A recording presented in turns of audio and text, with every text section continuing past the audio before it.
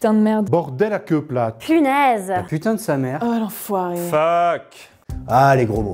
C'est pas beau, hein. Et pourtant, tout le monde en dit. Parfois de manière tout à fait volontaire, mais bien souvent de façon réflexe. Pourquoi est-ce que ce sont toujours ces mots qui sortent lorsqu'on se cogne la tête ou qu'on vient de rater son bus? Bref, que se passe-t-il dans le cerveau lorsque nous disons des gros mots? On peut scinder le langage en deux parties, la compréhension des mots et puis leur prononciation. Pour la compréhension, imaginons que vous entendiez un mot, au hasard le mot poivron.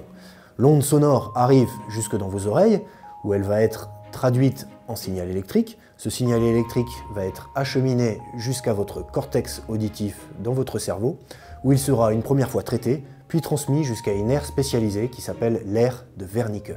C'est un peu le lexique du cerveau. C'est cette aire qui va associer au signal électrique que vous avez reçu un sens. Pour la prononciation, ça se passe dans une autre région située pas très loin qui s'appelle l'aire de Broca, qui va permettre d'actionner la partie motrice de la bouche, la langue et des muscles qui vont permettre de prononcer le mot poivron. Et comment les scientifiques savent tout ça? Eh bien, grâce à des patients qui ont des lésions cérébrales au niveau des aires de Wernicke et de Broca. Si c'est l'aire de Wernicke qui est touchée, alors c'est la compréhension du langage qui est perturbée, et à l'inverse, si c'est l'aire de Broca qui est lésée, alors les gens comprennent très bien le sens des mots, mais ils n'arrivent plus à les faire sortir, à les prononcer. Alors ça, c'est un résumé simplifié et un peu grossier du tout premier modèle cérébral du langage qui date des années 1960. Alors, est-ce que c'est là que se trouve notre usine à gros mots? Eh bien, a priori, non. On observe que certains malades qui ont des lésions dans les circuits du langage qui sont dans l'hémisphère gauche principalement, et qui parfois des grosses lésions qui provoquent des gros troubles du langage, à tel point que les patients sont pratiquement mutiques, hormis la préservation de gros mots. Donc ils vont s'exprimer, un tel patient va s'exprimer en disant merde, merde plusieurs fois. Il ne le fait pas du tout exprès. C'est un langage résiduel, un langage très émotionnel qui est conservé. Puisque chez ces patients, l'aire de Broca ne fonctionne plus, cela signifie que les gros mots, qui sont prononcés de manière réflexe, un peu automatique, eh bien ils sont traités ailleurs dans le cerveau.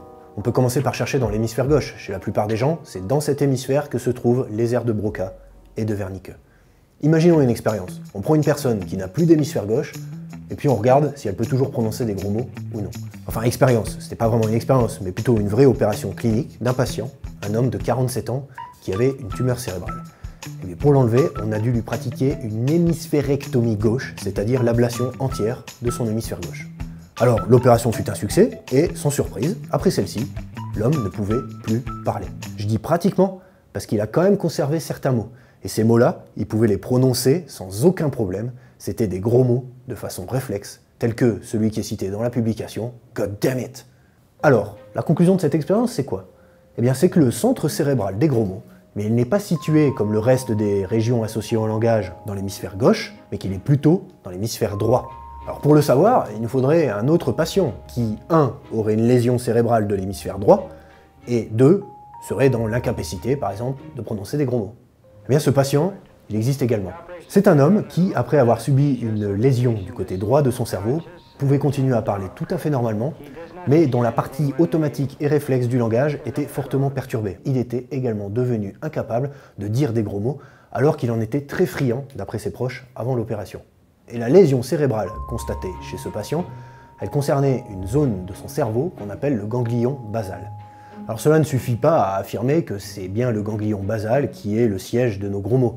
C'est juste un cas clinique isolé. Autre exemple, il y a une maladie assez connue dans laquelle le ganglion basal est concerné, c'est le syndrome de Gilles de Tourette. Mais les patients ont des tics incontrôlables qui peuvent être des mouvements ou alors des mots, souvent des gros mots, qu'ils ne peuvent s'empêcher de réprimer. Tout ça a amené certains scientifiques à proposer que les jurons seraient produits dans un circuit cérébral complètement différent de celui lié au langage rationnel. Ce serait un circuit bien plus ancien, profondément enfoui dans notre cerveau et qui serait intimement lié aux émotions. Selon cette hypothèse, on a le système limbique qui contrôle les émotions, qui produirait les gros mots qu'on pourrait voir comme l'expression la plus primaire de nos émotions, et le ganglion basal, à côté, qui s'occuperait en quelque sorte du contrôle de l'expression de ces gros mots. Alors voilà qui expliquerait, possiblement, les cas de notre patient francophone et de nos patients Tourette. Puisque leur ganglion basal est blessé, lésé, eh bien, il ne fonctionne plus et il ne peut plus exercer ce frein et ce contrôle de l'expression de nos émotions qui sortent, comme elles sortent, sous forme de gros mots. Alors, que se passe-t-il dans le cerveau lorsque nous disons des gros mots?